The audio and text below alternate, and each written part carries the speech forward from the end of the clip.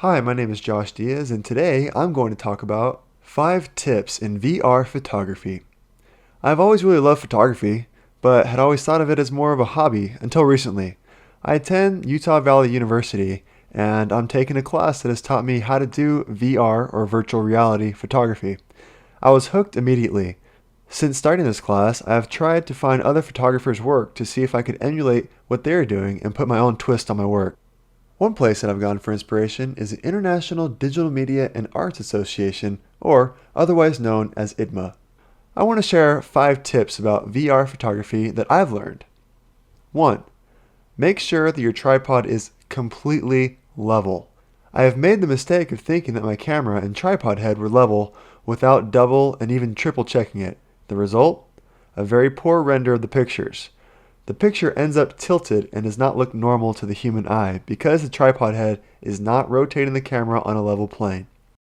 2. Placement of your tripod is so important.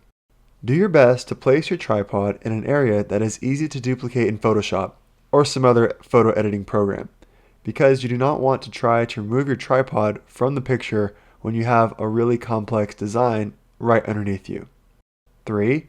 And this goes along with tip number 2, if you absolutely cannot get away from placing your camera tripod on top of a complex design, like a rug for example, then take your camera off of your tripod without moving the tripod at all and take a picture of the design or rug that's directly underneath your tripod.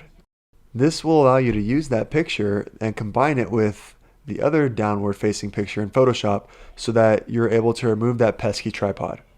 4. Shoot in clear skies.